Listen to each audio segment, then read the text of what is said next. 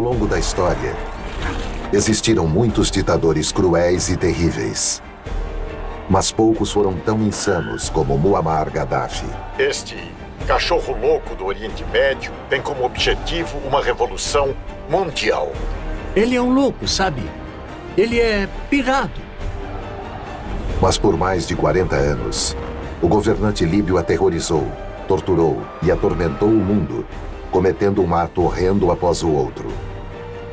Ele era mau de verdade e psicótico, ao ponto do governo americano considerá-lo o homem mais perigoso do mundo.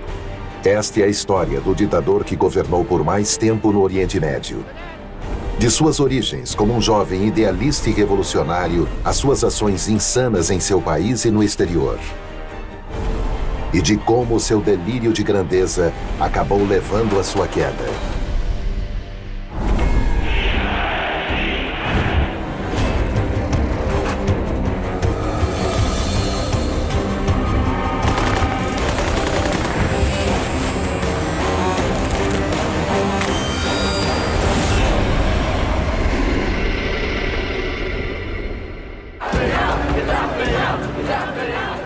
Outubro de 2011. Uma onda de levantes revolucionários está varrendo o Oriente Médio no que está sendo chamado de Primavera Árabe.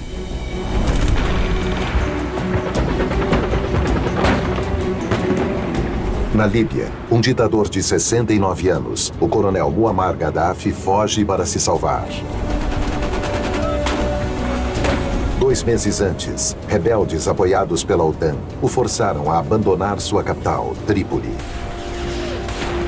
Gaddafi foge para Sirte porque ele nasceu lá e acha que ele vai ser protegido pelos clãs e tribos leais. E pouco a pouco esses rebeldes estavam vencendo. E estavam vencendo usando picapes e armas de mão. Após capturarem a última fortaleza de Gaddafi, os rebeldes se aproximam de seu alvo principal, o próprio ditador. Tem jatos franceses sobrevoando a região. É um cenário muito caótico. De repente, o comboio do coronel é atingido por um ataque aéreo da OTAN, forçando o antes todo-poderoso tirano a se refugiar em um cano de esgoto. Mas como chegamos a essa situação?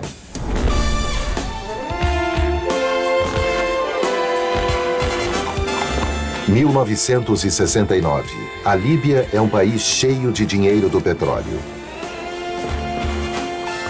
Nos últimos 10 anos, ela se transformou de um dos países mais pobres do mundo em um dos mais ricos.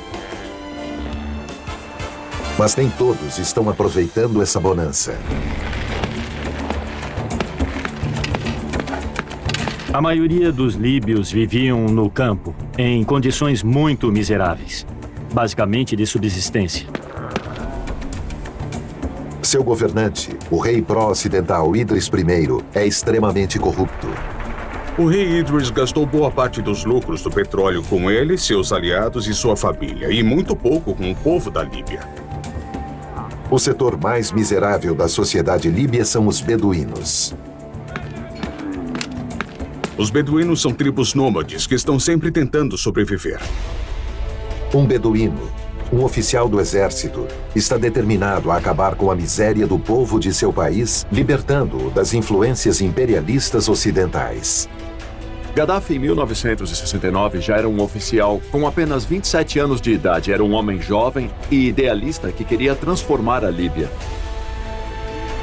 Desde seus tempos de colégio, ele já estava recrutando amigos que ele queria trazer para um governo revolucionário em algum momento futuro. Então ele planejou desde muito antes com seus aliados de se infiltrar no exército como meio para dar o golpe. Após mais de 10 anos de planejamento, Gaddafi está pronto para fazer a sua jogada. Com o rei Idris fora do país, recebendo tratamentos médicos na Turquia, a missão, que ele chama de Operação Jerusalém, vai começar. Ele avança até o quartel de Berka, em Benghazi, a segunda maior cidade da Líbia. Em matéria de golpes, ele merecia nota 10. Ele agiu com perfeição. Os generais e os oficiais se entregaram a ele sem resistir. Nenhuma gota de sangue foi derramada, nenhum tiro foi disparado. Provavelmente foi um dos golpes mais pacíficos da história. Vitorioso, às 6 da manhã, Muammar Gaddafi chega até a rádio de Benghazi.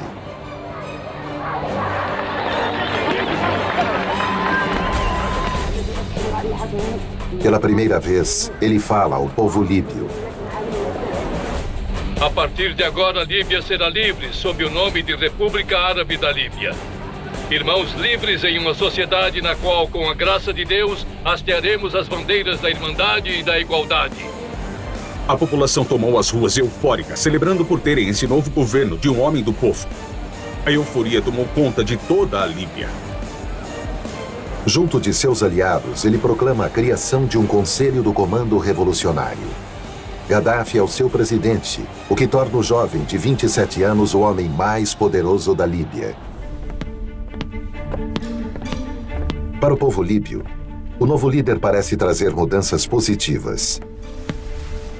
Ele é progressista e diz querer modernizar o país com sua revolução socialista Al-Fatah. Novas políticas radicais ditam que as riquezas do petróleo do país sejam usadas para ajudar aos pobres. Ele construiu estradas, escolas, aumentou a expectativa de vida do povo. Gaddafi construiu complexos habitacionais, apartamentos populares. E ele fazia questão de dizer para as pessoas: estas são as suas casas.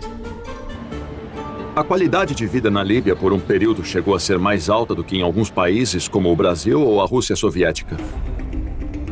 Isso é parte do plano do jovem coronel Gaddafi de se tornar um grande líder árabe. Assim como seu herói de infância, o carismático presidente egípcio Gamal Abdel Nasser. Gaddafi vê Nasser como uma figura paterna ideológica. Abdel Nasser era o grande herói de Gaddafi. Abdel Nasser foi o primeiro revolucionário do pan-arabismo. E Gaddafi começou a ouvi-lo no rádio quando ainda estava no ensino médio. E Gaddafi imediatamente se identificou com Nasser, ao ponto de que Nasser se tornou seu ídolo, literalmente. Ele memorizou todos os seus discursos. Ele era conhecido na escola por ficar recitando os discursos de Nasser palavra por palavra. Ele era obcecado por aquele homem. Ele enfatizava a liberdade, o socialismo e a unidade, que são exatamente os mesmos temas que Nasser tinha defendido no começo da Revolução Egípcia. E, por liberdade, ele queria dizer independência dentro da Líbia, das potências estrangeiras e da dominação estrangeira, exemplificada em particular pelas bases na Líbia do Reino Unido e dos Estados Unidos. Para fora da Líbia, ele queria dizer liberdade para se associar com o mundo árabe, de uma perspectiva do nacionalismo árabe. A unidade também era um tema dominante e a unidade ia no sentido de formar não só acordos verbais e informais com as nações árabes, mas de pôr em prática a unidade árabe, como Nasser vinha defendendo. O terceiro tema que ele propunha era o socialismo. E com o socialismo ele queria dizer pegar as riquezas da Líbia e distribuí-las de um jeito mais justo entre o povo da Líbia. E isso é diferente do comunismo, que ele não defendia, porque o via como um sistema ateu. E ele era muito muçulmano, um muçulmano devoto, e ele fez do islamismo uma parte da sua revolução.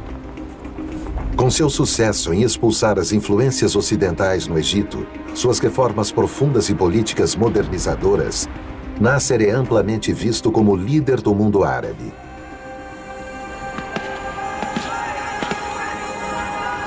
Quando Nasser morre subitamente de um infarto em 1970, Gaddafi se aproveita da oportunidade para se transformar de discípulo em mestre. Sua grande bandeira é a causa palestina contra Israel. Gaddafi desprezava Israel desde a época de seu surgimento. Ele considerava que Israel tinha roubado terras muçulmanas. Para ele, Israel é o grande símbolo da tirania da América e do Ocidente no Oriente Médio. Ele via Israel como um tipo de projeto neocolonial que estava sendo imposto no mundo árabe. Era uma coisa que feria a dignidade dos árabes e criava uma cunha no coração do Oriente Médio. Agora ele é o líder da Líbia. O que ele precisa é demonstrar para todos os árabes que ele também pode ser o líder deles.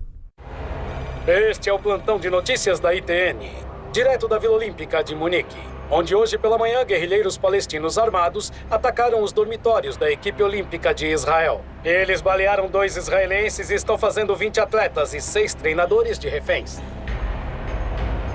Em setembro de 1972, o mundo fica chocado com um surpreendente ataque nas Olimpíadas de Munique do grupo palestino Setembro Negro. Mas o que poucos sabem é que o Setembro Negro é financiado por Gaddafi. Gaddafi considerava aquilo uma operação perfeitamente aceitável, segundo sua visão de mundo. E apesar das coisas sanguinárias e violentas que esses terroristas fizeram, ele os considerava heróis. Os guerrilheiros acabam de anunciar que eles exigem um avião para retirá-los da Alemanha assim que suas exigências sejam cumpridas. No conflito final, todos os reféns israelitas são mortos, além de 5 terroristas. Gaddafi manda enviar os corpos dos terroristas para a Líbia. Quando os palestinos mortos chegaram na Líbia, acho que a palavra seria bizarro. Os corpos dos terroristas foram carregados desde o aeroporto, e é claro que Gaddafi transmitiu isso pela TV. Macabro e mórbido para qualquer pessoa normal, mas para o Gaddafi, não. Quando os 3 terroristas sobreviventes são soltos, eles também são levados até a Líbia. Lá, o líder da Líbia os trata como astros do rock. Ele sabia que a Líbia se tornaria o palco de um drama internacional e que ele era o diretor e o produtor de tudo isso. O Gaddafi estava dizendo para todo o mundo: olhem para mim, vejam como sou poderoso e como sou grande. Vejam o que eu fiz, eu sou Muammar Gaddafi, eu sou a Líbia. O problema é que nem mesmo o mundo árabe prestou atenção. Então Gaddafi se dá conta. Se ele quer ser notado, ele tem que projetar seu poder para além da região. Gaddafi sentia que ele era muito mais do que um pequeno ditador de um país com só 6 milhões de pessoas. Com uma população tão pequena, nem mesmo muito equipamento militar pode ajudar esse revolucionário de ambições internacionais a alcançar seus objetivos. Mas ele conta com uma arma muito poderosa: dinheiro, muito dinheiro. Isso leva Gaddafi a apoiar e financiar o mais importante lutador da liberdade de seu tempo, Nelson Mandela. Alguns líderes no Ocidente, principalmente no Reino Unido, viam Nelson Mandela como, no máximo, um baderneiro e, no pior dos casos, um terrorista. Mas não Gaddafi. Ele não só apoiou o Congresso Nacional Africano, mas em quase todo o tempo foi o único apoiador. Ele ficou amigo de Mandela quando ele estava por baixo. O apoiou contra a grande África Sul imperialista. Os dois se tornaram muito próximos, foram fotografados juntos várias vezes, e na cabeça do Gaddafi, ele estava apoiando esse novato porque ele se via no Mandela. Nelson Mandela chamava Gaddafi de o líder irmão. E como reconhecimento por seu apoio público e financeiro, um dos netos de Mandela se chama Gaddafi. Gaddafi apoiou uma quantidade bizarra de organizações insurgentes, terroristas e comunistas. Simplesmente bizarra. Ele via todas essas organizações como o lado mais fraco na luta contra os tirânicos governos imperialistas. E Gaddafi se torna um dos maiores patrocinadores do terrorismo internacional do mundo. Alguns afirmam que todas as bombas do IRA usadas contra o Reino Unido continham um explosivo plástico conhecido como Semtex, que era fornecido pela Líbia. Ele tinha ligações com as Farc na Colômbia, Abu Sayyaf nas Filipinas do Sul, com o grupo de Abu Nidal. Ele apoiou o movimento dos Panteras Negras, o ETA, a Fração Vermelha na Alemanha e organizações semelhantes na Itália. O terrorismo para Gaddafi não é só uma arma política. Ele se transforma em algo muito pessoal.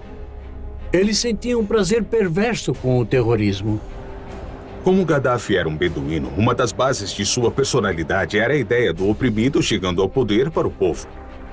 Ele era um homem muito egoísta. Ele tinha até mais ego do que ambição.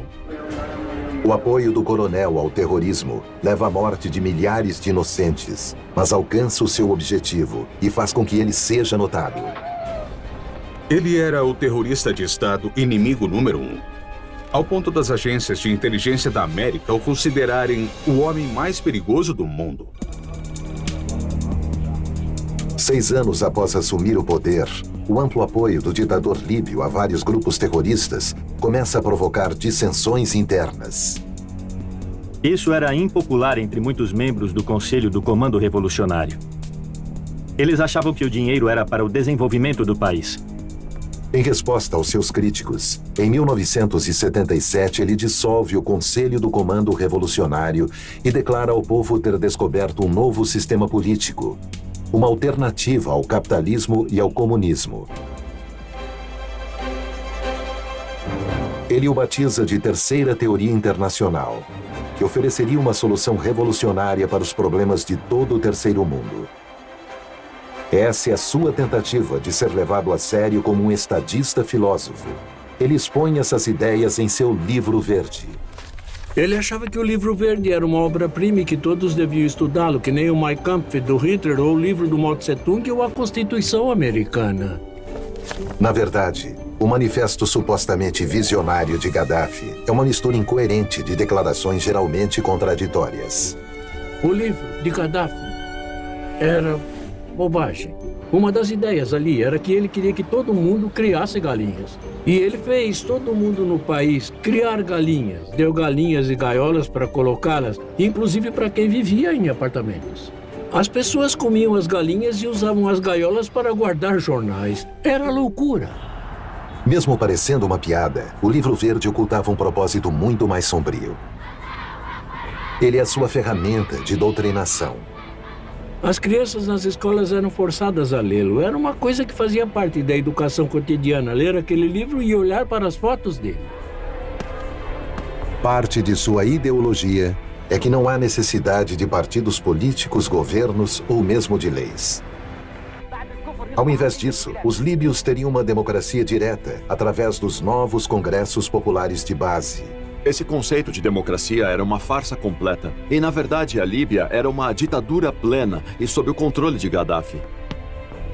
Gaddafi anuncia que não é mais presidente, nem mesmo primeiro-ministro, apenas o líder-irmão e guia da revolução. É uma jogada astuta. Ele não falava de si mesmo como chefe de Estado. Então, não havia como ele ser removido.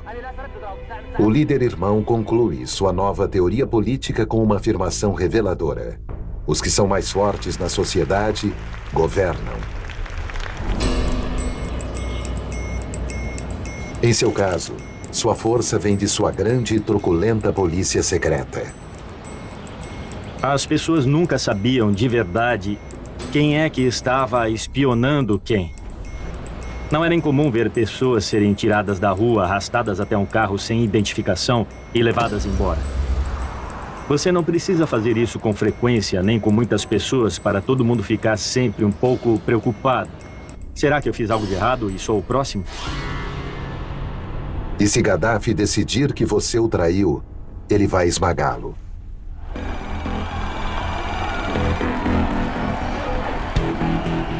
Estas são imagens reais, transmitidas na televisão estatal da Líbia em 1984. Centenas de estudantes, alguns de até 6 anos de idade, estão reunidos no estádio de basquete de Benghazi. Juízes aparecem e anunciam que estão levando Sadek Choueidi, de 30 anos, a julgamento. Meu nome é Sadiq Hamed Choueidi. Sadek Choueidi era um jovem que estava estudando engenharia nos Estados Unidos. Quando ele voltou para a Líbia, Gaddafi o acusou de ser parte de um plano em Trípoli para derrubar o regime no começo de 1984. Este foi um julgamento midiático no maior sentido do termo e com um grande público. Eu me juntei aos cães de rua dos Estados Unidos. Sadek é forçado a confessar, apesar de sua inocência, e rapidamente é condenado. O acusado confessou praticar atos terroristas. Ele merece a pena de morte. Morte por enforcamento. É simplesmente perverso como isso é feito na frente de várias crianças. Mas há uma reviravolta inesperada nesse evento terrível. O pescoço de Sadek não quebra imediatamente na forca. Uma jovem mulher na arquibancada vê uma oportunidade. Ela vai até o corpo e puxa as pernas de Shuade para baixo, de um jeito muito brutal. Milhões observam enquanto ela mata Sadek e se torna conhecida em toda a Líbia como Ruda, a Carrasca. E Gaddafi faz com que ela se torne uma das mais ricas e poderosas mulheres do país. Um exemplo para todos os líbios das recompensas da lealdade ao líder irmão. Mas execuções públicas dentro da Líbia não são o bastante. Ele vai perseguir todos os líbios que se opuserem a ele, onde quer que eles se escondam. Os serviços de inteligência de Gaddafi estão em todo o mundo. Então, Gaddafi podia te alcançar no Cairo, em Londres, em Paris. Gaddafi tinha meios de alcançar os dissidentes. Ele chama seus oponentes exilados de cães de rua e os caça com selvageria nas ruas da Europa. Ele queria que os assassinatos fossem públicos. Isso era parte do método dele. Ao contrário dos soviéticos, que talvez envenenassem pessoas em segredo, Gaddafi queria que os assassinatos fossem em locais públicos, para mostrar como ele era poderoso e como seu alcance ia muito além da Líbia. O caso mais notório foi em abril de 1984, quando um grupo de dissidentes estava protestando pacificamente do lado de fora da Embaixada da Líbia em Londres, e seus agentes abriram fogo indiscriminadamente. Uma policial que estava próxima dos manifestantes foi atingida no estômago. Uma policial de 25 anos, Yvonne Fletcher, é baleada fatalmente, assassinada em plena luz do dia. Como um método para chamar a atenção do mundo, isso funciona.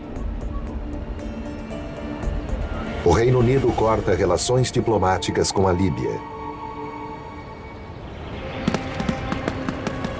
Mas Gaddafi não se importa.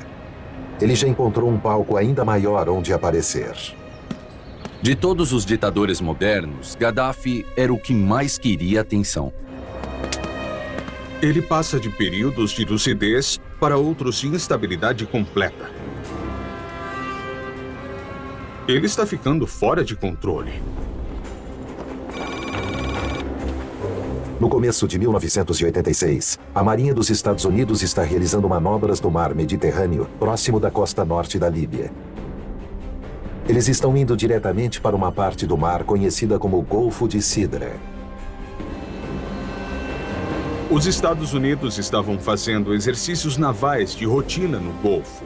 E então Gaddafi os ameaçou. Vocês não vão realizar operações no meu Golfo. Os Estados Unidos falaram, espera, não é seu Golfo, são águas internacionais. E Gaddafi disse, não, o Golfo é meu. Se cruzarem a linha da morte, vão pagar o preço. A Líbia dispara 6 mísseis contra aviões americanos. Os Estados Unidos respondem afundando 3 barcos de patrulha da Líbia e destruindo uma base de mísseis.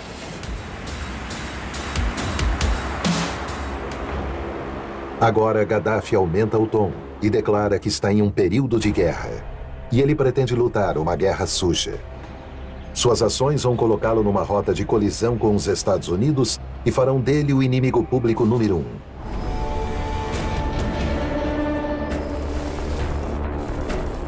Agências de inteligência americanas em Berlim Ocidental interceptam uma estranha mensagem da Embaixada Líbia na Alemanha Oriental.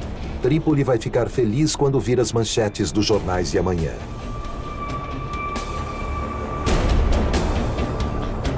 Poucas horas depois, uma mulher entra em uma casa noturna em Berlim Ocidental.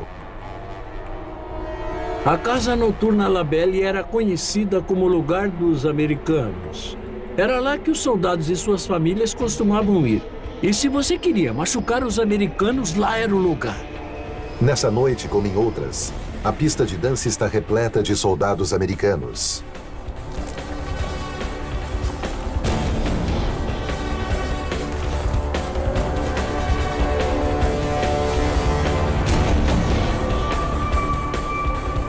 À 1h45 da manhã, uma bomba de 2 quilos, repleta de explosivos plásticos e estilhaços, explode.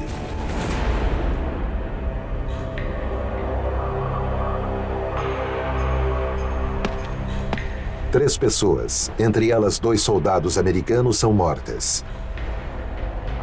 Outras 229 ficam feridas, muitas sofrendo lesões permanentes.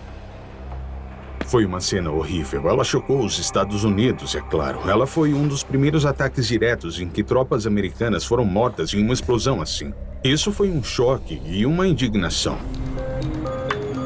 Um tempo depois, em Berlim, os agentes americanos interceptam outra mensagem destinada à Líbia. À 1h30 dessa manhã, uma missão bem-sucedida foi realizada sem deixar nenhum rastro de nossa autoria. Na época já estava claro quem tinha feito isso e as mensagens interceptadas confirmaram, com os agentes comemorando que tinha sido a Líbia. Washington não tem dúvidas. Gaddafi se tornou o inimigo público número 1 dos Estados Unidos. Este cachorro louco do Oriente Médio tem como objetivo uma revolução mundial. 10 dias depois, o presidente Reagan ordena a Operação Eldorado Canyon.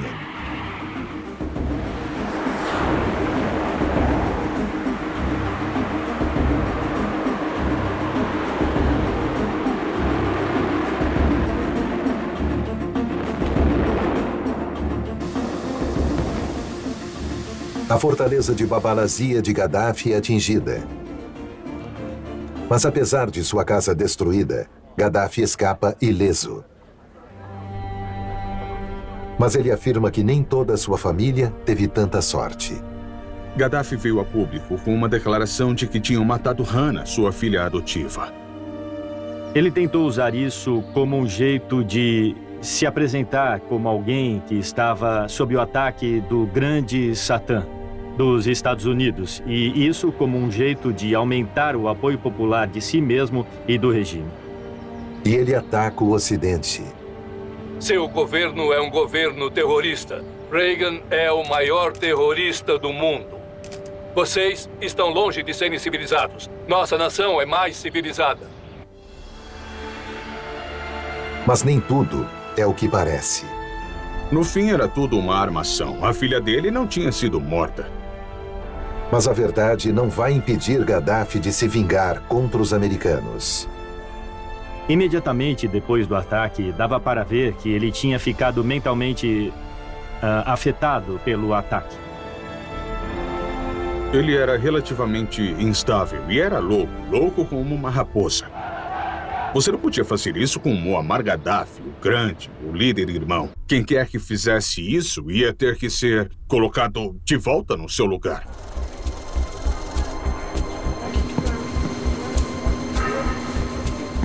Entre os 259 passageiros e tripulantes embarcando no voo 103 da Pan Am no aeroporto de Heathrow, em Londres, está Michael Bernstein, de 36 anos. Namorávamos desde a faculdade, estávamos muito felizes. Ele tinha um senso de humor incrível e ele era um ótimo pai e adorava muito nossos filhos. Às 6h25 da tarde, o avião decola rumo a Nova York.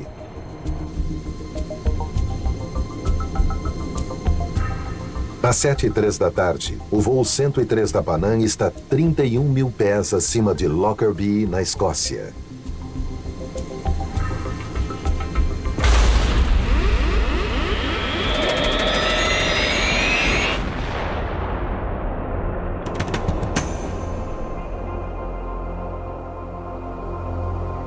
Um explosivo abriu um grande buraco no compartimento de carga.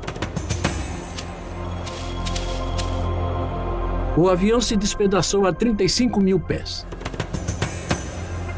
O que se formou foi simplesmente uma enorme bola de fogo, caindo do céu, 90 mil litros de combustível de jato explodindo, uma enorme bomba detonando, como se fosse um terremoto pela sua dimensão.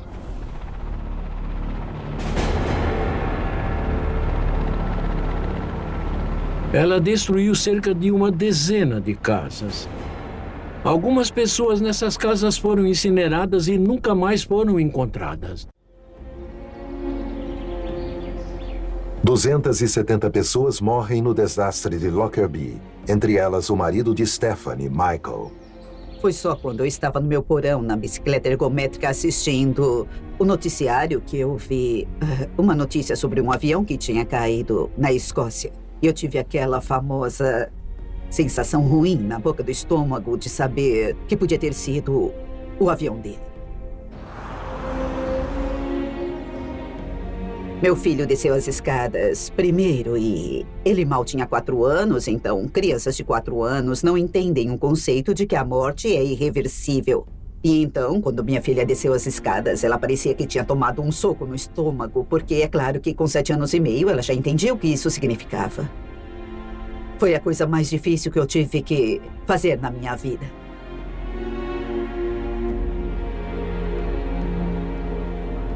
Na época, o atentado de Lockerbie era o maior atentado terrorista já cometido contra americanos.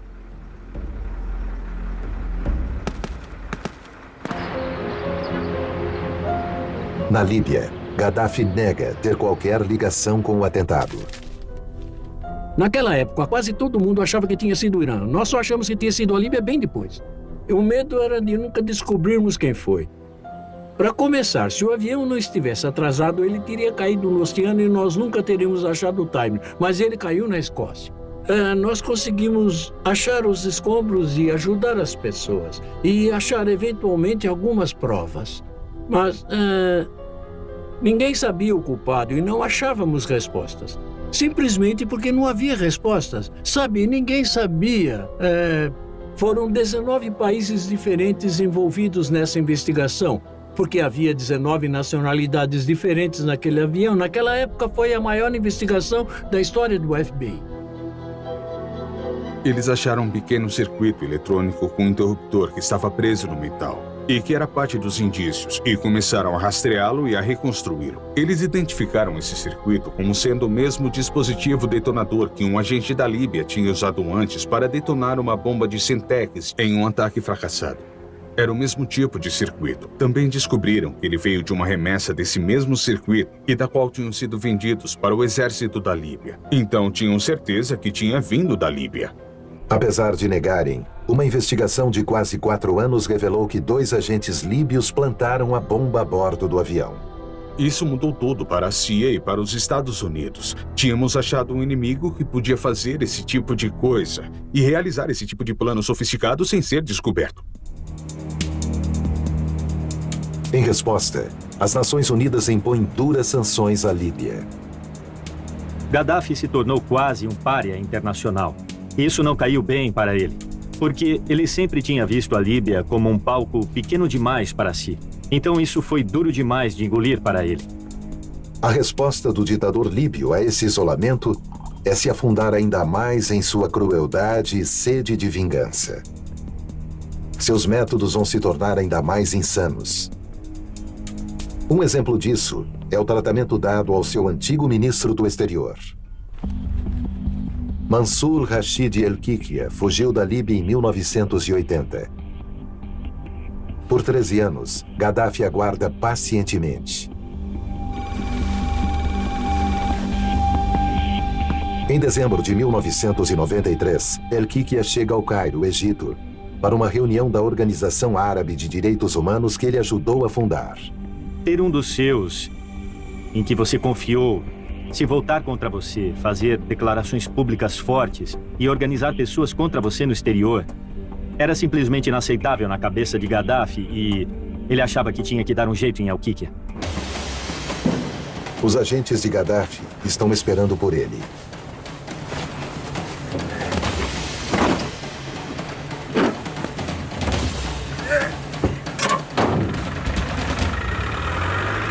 Todo mundo imaginava que ele tinha sido detido por autoridades da Líbia. É claro que a família ainda tinha esperanças de ele estar vivo. Na verdade, só uma pessoa o viu novamente. Essa pessoa é Muammar Gaddafi.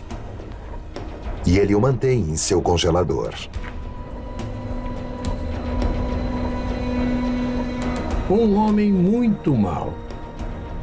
O fato de você gostar de matar seus inimigos pessoalmente e guardar as cabeças deles no refrigerador para olhá-las quando quiser Isso é de uma maldade que é difícil de imaginar. Isolado e marginalizado no cenário internacional, o homem que quer que o planeta inteiro conheça o seu nome e o tema, afunda mais em sua loucura e cria títulos ainda mais absurdos para agradar seu ego. Imã de todos os muçulmanos, decano dos governantes árabes, rei dos reis da África. Sua necessidade de atenção e megalomania começam a afetar até a sua aparência.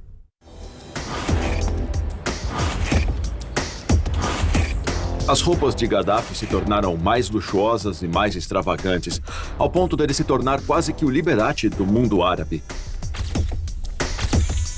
A aparência dele se tornou mais absurda. Ele parecia com um daqueles personagens de um musical de Gilbert e Sullivan, um daqueles almirantes malucos, cheios de brocados de ouro, medalhas e tudo mais. Ele passava das roupas finas de almirante a roupas de beduínos. Algumas vezes ele até vestia algo que parecia um saco de lixo marrom. Ele trocava de roupa várias vezes por dia. Quando perguntavam sobre isso, ele respondia: bom, eu dito a moda no meu país. O que eu vestir se torna uma moda entre o povo. E ele acreditava que suas roupas berrantes e espalhafatosas eram o que o povo queria. Os árabes estavam começando a ficar um pouco envergonhados dele. Eles ficaram cansados dele e ele decidiu: tudo bem, eu não sou um árabe mesmo, eu sou um africano. Uma das características únicas de Gaddafi é que ele tinha tendências histriônicas. Isso se chama transtorno de personalidade histriônica. Essas pessoas adoram o drama, adoram estar sempre bonitas e atraindo muitas atenções. E ele era um caso extremo disso. Parecia que Gaddafi sempre representava um papel para que as pessoas falassem dele. Sua vaidade extrema não se limitava apenas ao seu guarda-roupa. Gaddafi queria uma cirurgia plástica porque era um homem muito vaidoso. Sua imagem era a imagem da Líbia. Outdoors dele estavam em todo o país, em todas as cidades da Líbia. Gaddafi queria se manter jovem, ele queria preservar a sua aparência. Ao longo dos anos, o ditador líbio supostamente faz cirurgias plásticas diversas vezes. Na visão dele, ele era bonitão. Para esse aspirante à superpotência, títulos grandiosos e um rosto jovem e bonito não são o bastante. Nero teve sua guarda pretoriana. Hitler tinha as SS. Gaddafi vai superar todos eles. Ele vai ser o primeiro na história a ter uma guarda composta totalmente por mulheres. No estilo clássico de Gaddafi, ele estabelece alguns pré-requisitos bizarros para a entrada em sua guarda amazônica. Para entrar na guarda amazônica, você precisava ser alta, você tinha que ter o cabelo longo, precisava ser bonita e tinha que ser uma garota que você notaria imediatamente, que ele notaria imediatamente. Isso é muito importante. Logo, ele começa a viajar para toda parte com a sua falange de guardas amazônicas para a alegria da mídia internacional. Ele sabia perfeitamente que isso iria chamar a atenção. Publicamente, Gaddafi é um grande defensor das mulheres. Ele é o cara que luta de verdade pela liberdade delas. Ele quer libertar a mulher árabe. Mas a realidade privada não podia ser mais diferente.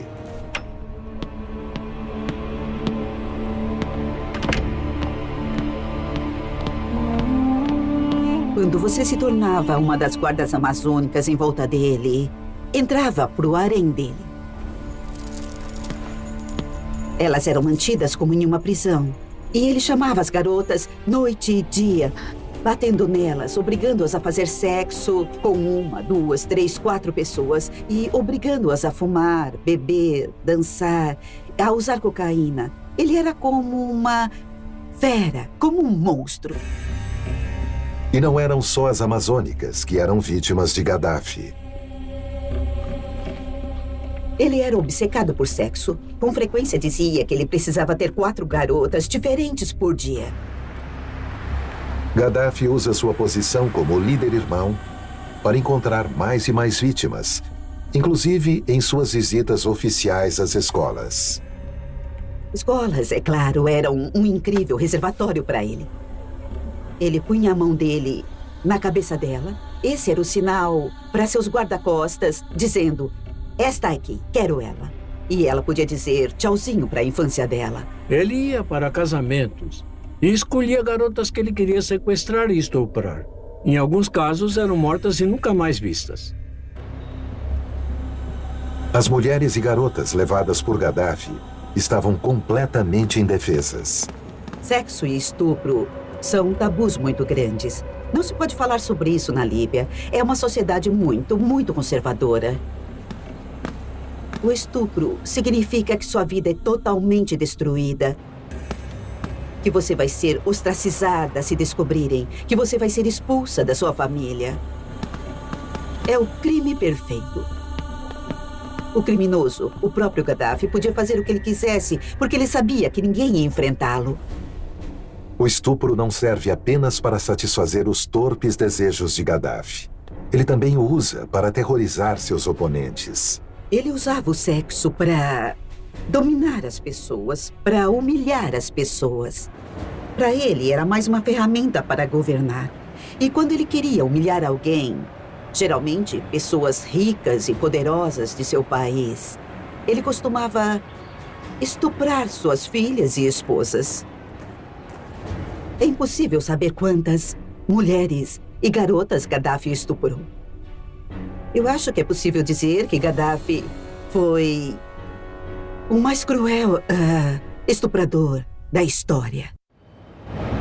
Com uma aparência absurda, louco por sexo e estuprador, o reino de loucura de Gaddafi continua a infligir um sofrimento interminável a seu povo, o que só piora com as terríveis sanções internacionais. Até que acontece um evento que dá a Gaddafi uma chance de se relocalizar. Para quase todos, o 11 de setembro foi uma monstruosidade. Para Gaddafi, foi uma oportunidade. Foi uma enorme surpresa. Gaddafi se pronunciou e condenou o 11 de setembro. Ele declarou publicamente seu apoio e simpatia pelas vítimas do atentado. Condenou Osama Bin Laden. Na verdade, ele expediu um mandado de prisão para Osama Bin Laden. Em um golpe de publicidade, Gaddafi se oferece para doar sangue para as vítimas de 11 de setembro. O líder-irmão não gosta nada do fundamentalismo islâmico, que ele vê como uma possível ameaça a si próprio. Isso facilita que esse homem, que já foi o maior terrorista do mundo, se junte à guerra contra o terror. Ele fornecia informações legítimas para a CIA e para Washington sobre as movimentações da Al-Qaeda e de outros grupos terroristas e informações úteis. Ele se tornou um parceiro da inteligência da América contra a Al-Qaeda. Ele até passa a atender às exigências do Ocidente. Ele viu o que aconteceu com Saddam Hussein. É claro que ele pensou muito nisso e disse: não quero que isso aconteça.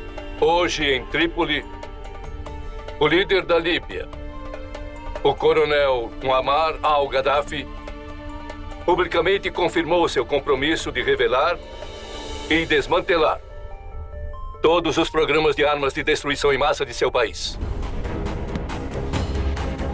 Muammar Gaddafi, o homem que começou querendo comandar o mundo contra o Ocidente, faz um giro de 180 graus para salvar a própria pele. E ele parece dar certo. Em 24 de março de 2004, apesar do assassinato de Vonnie Fletcher, de financiar o IRA e a explosão de Lockerbie, o antigo cachorro louco do Oriente Médio é recebido de volta do isolamento pelo primeiro-ministro britânico Tony Blair. Com seus novos amigos no Ocidente, Gaddafi tem certeza de que seu reinado nunca irá acabar. Um erro que acaba se mostrando fatal.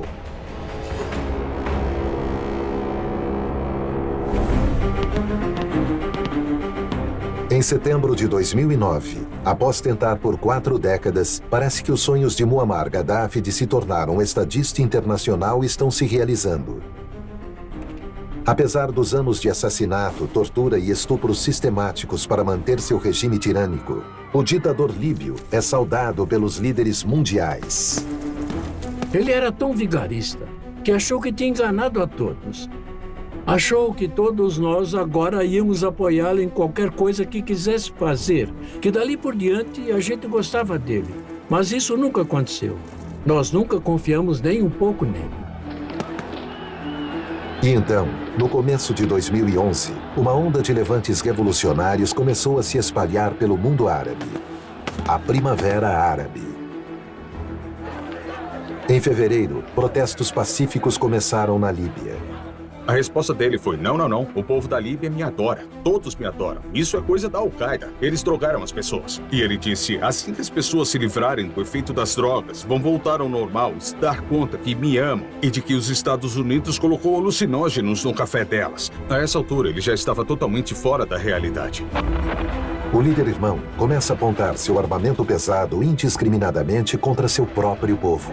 Gaddafi dizia: vou esmagá-los. Chamava todos de ratos e disse que ia ser um rio de sangue. Fez discursos mais e mais malucos quando, na verdade, devia ter se calado. Gaddafi imagina que seus novos amigos no Ocidente vão ignorar sua resposta cada vez mais brutal aos protestos. Chocada, a OTAN sai em apoio à oposição líbia. Eles impõem uma zona de exclusão aérea e fazem ataques aéreos contra as forças de Gaddafi. Gaddafi ficou furioso e ele fez diversas ameaças. Eu acho que a mais importante foi a de que, quando isso acabasse, ele ia fazer as pessoas na Europa pagarem pela intervenção da OTAN. É uma ameaça vazia, uma última demonstração de quão delirante ele se tornou.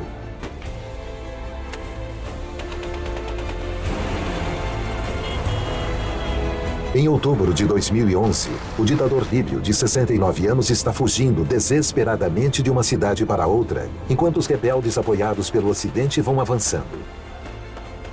Gaddafi ia afundar com seu barco. Ele não tinha nenhuma intenção de abandonar a Líbia, não tinha nenhuma intenção de abandonar o poder. Quando os rebeldes tomam Trípoli, Gaddafi começa a fugir. E ele acaba indo para Sirte, que é a sua cidade natal. Dentro de 2 semanas, Gaddafi é forçado a fugir até lá.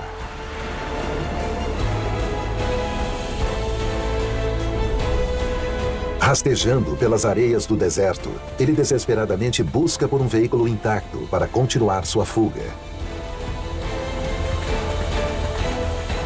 Sem sucesso.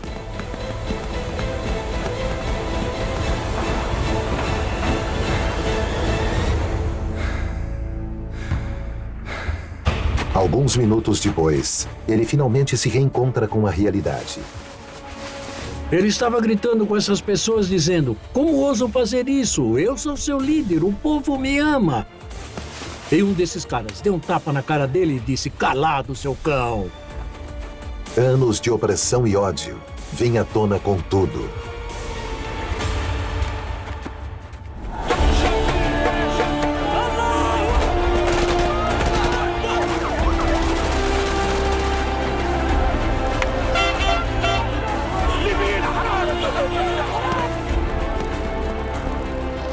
Após 42 anos, o reino de terror de Gaddafi acabou. Eu acho que a metade do país foi até lá para ver ele morto naquele colchão sujo, para ter certeza de que ele morreu. Só queriam ter certeza de que estava acabado. Finalmente, a Líbia está livre. O momento de que uma de suas vítimas, Stephanie Bernstein, se lembra muito bem. Eu me lembro muito bem. Do dia em que Gaddafi foi morto, eu estava no telefone com minha filha. Então, começamos a chorar e eu disse: agora ele não pode mais machucar ninguém.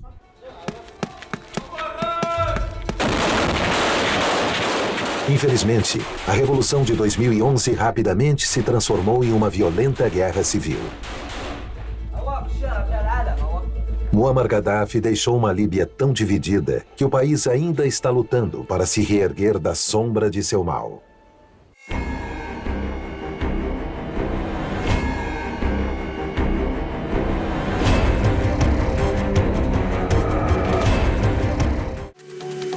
Gaddafi.